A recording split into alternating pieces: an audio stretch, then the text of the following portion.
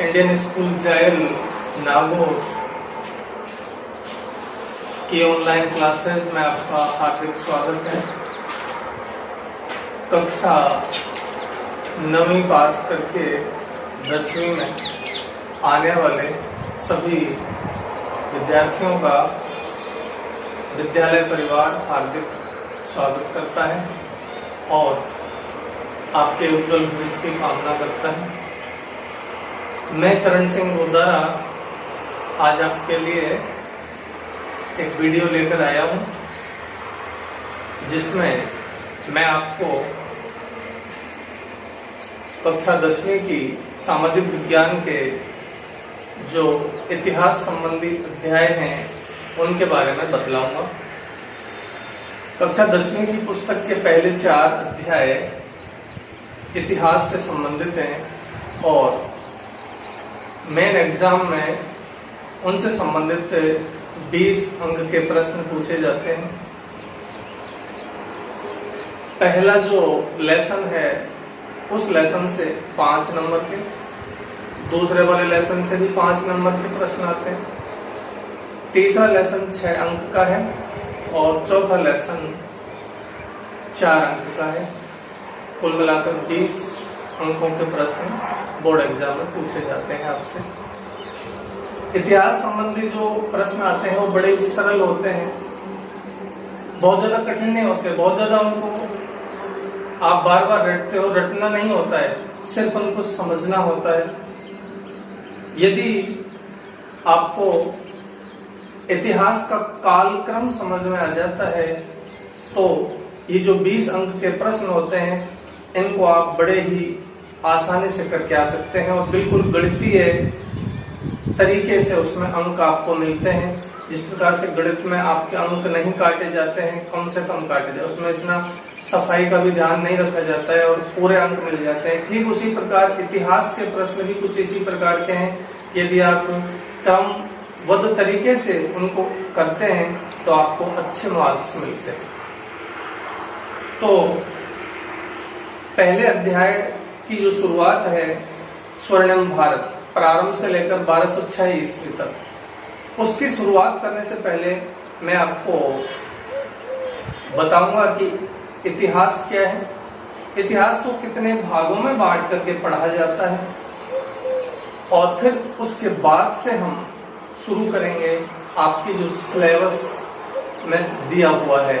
लेकिन सिलेबस में जो पॉइंट दिए हुए होते हैं, शब्द दिए होते हैं, जैसे कि ईसा पूर्व, ईसवी सन, वैदिक काल, उत्तर वैदिक काल, उन शब्दों के हमें अर्थ जब नहीं आते हैं तो हम ठीक से समझ नहीं पाते हैं। इसलिए पहले मैं आपको बताता हूं कि इतिहास किसे कहते हैं और इतिहास को कितने भागों में बांटा जाता है।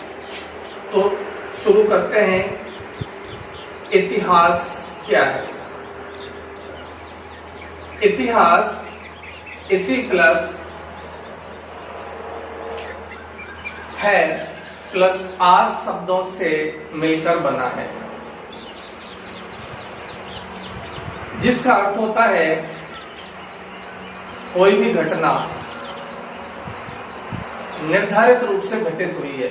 यह घटना जो हम पढ़ रहे हैं ये निश्चित रूप से घटित हुई है और ऐसा कह सकते हैं कि अतीत में जो घटना घटित हुई है, अतीत में घटित घटना का रोचक तरीके से और सरल तरीके से क्रमबद्ध विवरण इतिहास कहलाता है। इतिहास को हम 2 भागों में बांटकर पढ़ते हैं, क्योंकि हमारा जो अतीत है लगभग 5 लाख के लगभग वर्ष पुराना है। 5 लाख वर्ष से लेकर आज तक जो लंबा समय है, इतना लंबा समय अध्ययन में सुविधा की दृष्टि से हम इसको कुछ टुकड़ों में बांटकर पढ़ते हैं ताकि इसमें ये सरल हो सके और आसानी से हमें समझ में आ सके। तो इतिहास को हम 2 भागों में बांट लेते हैं, प्रागैतिहासिक काल और दूसरा है ऐतिहासिक काल। प्राग ऐतिहासिक काल वो समय था जब लिपि का आविष्कार नहीं हुआ।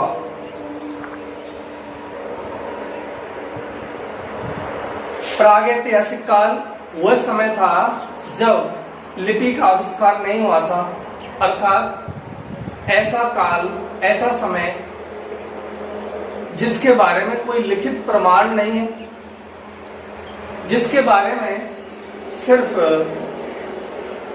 गुफा चित्रों और खुदाई में निकले कुछ अवशेषों के माध्यम से ही हम पता लगा सकते हैं कि उस समय क्या रहा होगा, वो समय कैसा रहा होगा। तो वो काल कहलाता है प्राग ऐतिहासिक काल। प्राग ऐतिहासिक काल को भी हम 3 भागों में बांटकर पढ़ते हैं: पुरापाषाण काल, मध्य पाषाण काल और नवीन पाषाण काल।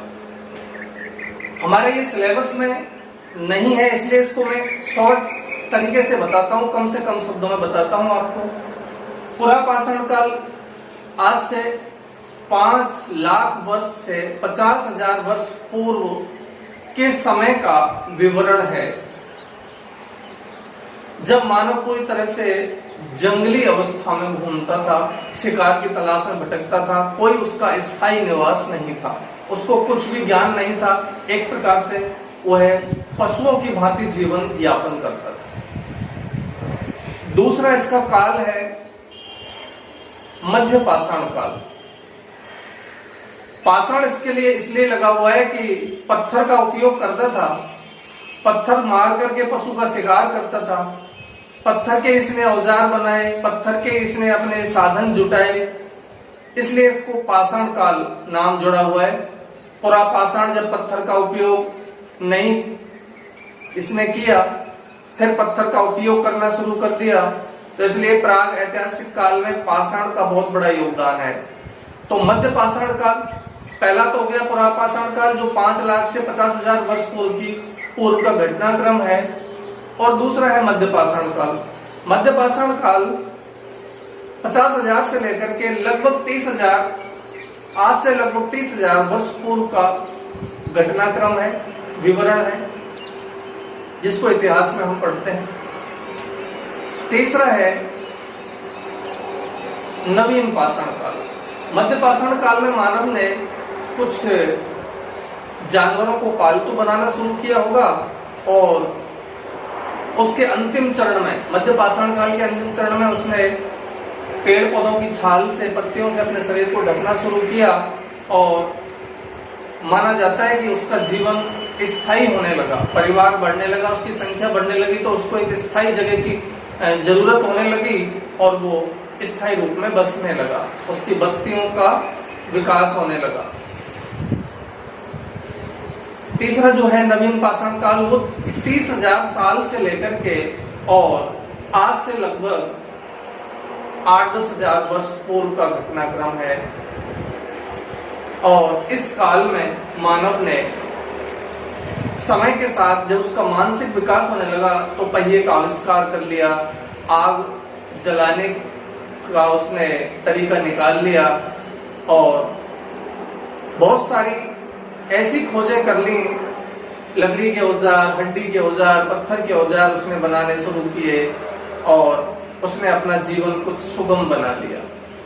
तो ये तो था प्राग ऐतिहासिक काल, जो हमारे सिलेबस में नहीं है। अब आता है ऐतिहासिक काल, जो इतिहास का एक भाग होता है। इतिहास को 2 भागों में बांटा गया है। तो अब आता है ऐतिहासिक काल। ऐसा काल, ऐसा समय जिसके बारे में लिखित विवरण प्राप्त है, साहित्यों, ग्रंथों में जिसके बारे में बहुत सारी जानकारियां लिखित हैं, वर्णित हैं, और हमें उनसे बहुत सारी जानकारियां प्राप्त होती हैं। खुदाई के दौरान भी जो सिक्के, मोहरें आदि मूर्तियां जो प्राप्त होती हैं, उन पर जो अंकित हैं, जो कुछ लिपि लिखी हुई है, उनके माध्यम से हमें पता चलता है। तो ऐसा काल जिसके बारे में लिखित प्रमाण है, ऐसा भी कह सकते हैं कि लिपि के आविष्कार से लेकर के आज तक का जो समय है वो ऐतिहासिक काल कहलाता है। ऐतिहासिक काल को भी हम 3 भागों में बांटकर पढ़ते हैं सुविधा की दृष्टि से, ताकि इसमें ये सटीक तरीके से, अच्छे तरीके से हमें याद हो सके। तो ऐतिहासिक काल को भी 3 पार्ट में बांटते हैं। पहला है प्राचीन काल, दूसरा है मध्यकाल और तीसरा है आधुनिक काल। तो चलिए, पहला पॉइंट आता है आपका प्राचीन काल, जो कि हमारे सिलेबस में शुरुआत हो जाती है, क्योंकि लेसन का नाम है प्रारंभ से लेकर 1206 ईस्वी तक। तो यहाँ प्रारंभ का मतलब सिंधु घाटी सभ्यता से है, जो आज से लगभग 5000 वर्ष पूर्व की घटना है। और उसमें लिपि भी मिली है, जो कीलाक्षर लिपि है, लेकिन उसको पढ़ा नहीं जा सका है। तो जब से लिपि का आविष्कार हुआ है तब से लेकर के आज तक का घटनाक्रम ऐतिहासिक काल कहलाता है। और ऐतिहासिक काल को जो 3 पार्ट में बांटते हैं, तो उसका पहला है प्राचीन काल, सिंधु घाटी सभ्यता से लेकर के और ईसा की मृत्यु के बाद 7वीं सदी तक का जो समय है वो प्राचीन काल कहलाता है। ईसा के जन्म से पहले 30 शताब्दी पूर्व, यानी 3000 ईसा पूर्व, सिंधु नदी के किनारे मध्य एशिया से आर्य नामक जनजाति आकर बसी और उसने अपने गांव और नगर बसाए। आज वो स्थान मोहनजोदड़ो हड़प्पा पाकिस्तान में स्थित है और वहां उस सिंधु नदी के किनारे उसके गांव और शहर बसे। स्पष्ट नहीं कहा जा सकता कि वो किस प्रकार से उसका पतन हुआ, जमीन नीचे धंस गई, भूकंप आया, बाढ़ आई, वो पूरी सभ्यता जमीन में दफन हो गई और खुदाई के दौरान उसका पता चला। तो सिंधु घाटी सभ्यता ईसा के जन्म से लगभग 3000 वर्ष पूर्व की बातें हैं, अर्थात 30 शताब्दी पूर्व की बातें हैं। और ईसा के जन्म से 1500 वर्ष पूर्व उसका पतन हो गया।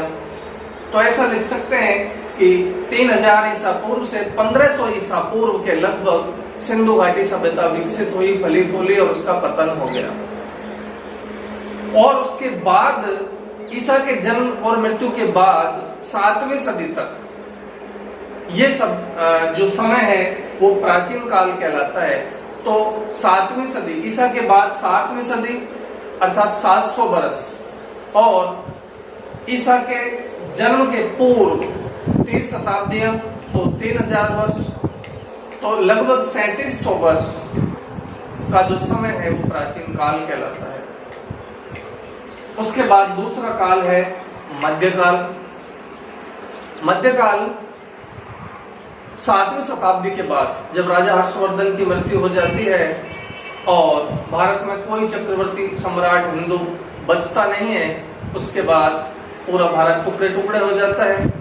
भारत में राजपूत राजाओं का शासन शुरू हो जाता है और वहां से लेकर, यानी राजपूत काल की शुरुआत से लेकर और लगभग 17वीं शताब्दी तक का जो समय है वो मध्यकाल कहलाता है। ये समय लगभग 800-900 वर्षों का है। इन 800-900 वर्षों के समय को हम मध्यकाल के नाम से जानते हैं। और 17वीं शताब्दी के बाद से लेकर जो आज तक का समय है, वर्तमान समय तक, ये आधुनिक काल या नवीन काल कहलाता है। इस प्रकार से ऐतिहासिक काल को हम 3 पार्टों में बांटकर पढ़ते हैं: प्राचीन काल, मध्यकाल और आधुनिक काल। अब इसके बाद ये तो हो गया इतिहास का कालक्रम, प्रागैतिहासिक काल और ऐतिहासिक काल। इतिहास को समझने के बाद अब हम अपने लेसन पर आते हैं, जो लेसन का जो पहले लेसन का जो नाम है प्रारंभ से लेकर 1206 ईस्वी तक। तो लेसन की शुरुआत में दिया हुआ है कि भारत का संबंध प्राचीन काल में व्यापारिक, राजनीतिक, सांस्कृतिक रूप से दुनिया के बहुत सारे देशों से जुड़ा हुआ था। यदि हम दक्षिणी पूर्वी और पूर्वी एशियाई देशों की बात करें तो Japan, Korea, Thailand, Indonesia, Malaysia आदि देशों से भारत का संबंध जुड़ा हुआ था। और पश्चिमी एशिया की बात करें तो पश्चिमी एशिया में पर्सिया, जिसे आज ईरान कहा जाता है, इराक होते हुए भारत का संबंध रोम से जुड़ा हुआ था, जो आज इटली की राजधानी है। सिल्क रूट के माध्यम से भारत जुड़ा हुआ था पश्चिमी एशिया होते हुए यूरोप से जुड़ा हुआ था। अफ्रीकी देशों में मिस्र से भारत के व्यापारिक संबंध जुड़े थे। सिंधु घाटी सभ्यता के समय में भी दूर दूर तक भारत के संबंध दूसरे देशों से जुड़े हुए थे। सिंधु घाटी सभ्यता के बारे में जो अभी आपको बताया जा रहा है, सिंधु घाटी सभ्यता ईसा पूर्व 3000 से 1500 ईसा पूर्व की घटना है। यहां से इंडियन हिस्ट्री की शुरुआत होती है। भारत का यदि हम इतिहास पढ़ते हैं तो वो सिंधु घाटी सभ्यता से शुरू होता है। अब सिंधु घाटी सभ्यता के तुरंत बाद का जो समय आता है इंडियन हिस्ट्री में, वो आता है वैदिक काल।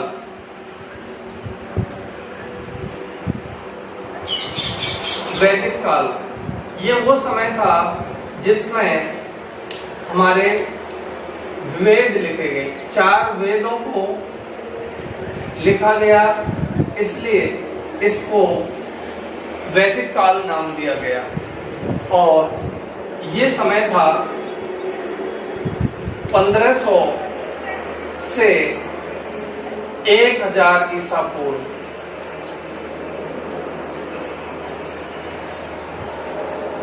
1500 से 1000 ईसा पूर्व का समय था, जिसे वैदिक काल नाम दिया जाता है।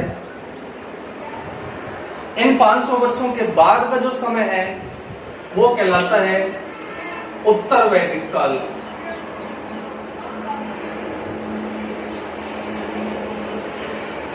उत्तर वैदिक काल, उत्तर वैदिक काल 1000 ईसा पूर्व से 500 ईसा पूर्व का समय है।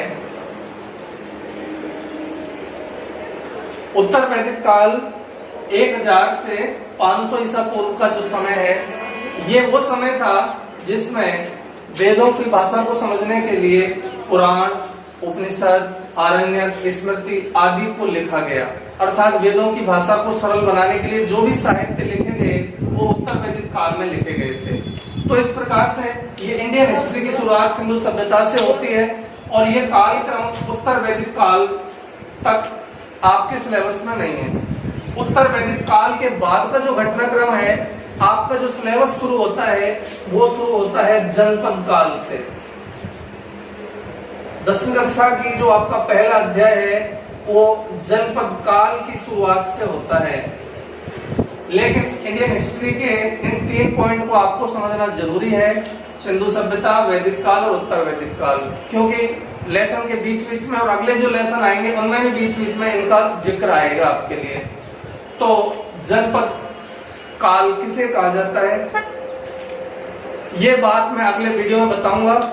यहाँ आज तक जो बताया है मैंने, इस बात को आप क्रम पूर्वक याद कर लें और अगले वीडियो का इंतजार करें। आपके लिए all the best, good luck.